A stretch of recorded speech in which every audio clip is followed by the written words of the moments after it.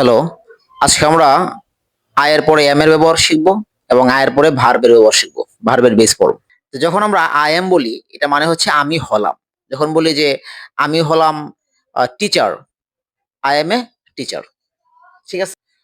আয়ের পরে যখন কোনো ভার্ব ব্যবহার করি, তখন এটা ব্যাপারটা হচ্ছে যে আমি কিছু করি। আয়ের পরে ভার্ব, আমি কিছু করি। যখন আমরা আয়ের পরে এম বসাবো, এটা হচ্ছে আমি হলাম। আর যখন আয়ের পরে কোনো ভার্ব বসাই, এটা হচ্ছে আমি কিছু করি। তো আমি আমি কিছু করি, যেমন হচ্ছে আমি ক্রিকেট খেলি, আই প্লে ক্রিকেট।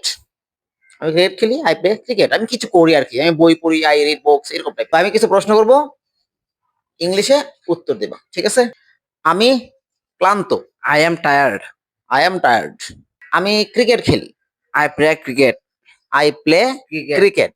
আমি বই পড়ি, I read books. I read books. Very good. আমি ধনী, I am rich. I am rich. আমি সফল, I am successful. I am successful. আমি খাবার রান্না করি, I cook food. I cook food. আমি আমার মাকে সাহায্য করি, I help my mother.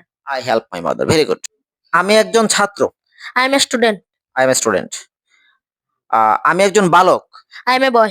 I am a boy. আমি স্কুলে যাই, I go to school. I go to school. আমি ভাত খাই, I trace. আমি অসুস্থ, I am sick. I am sick. Very good.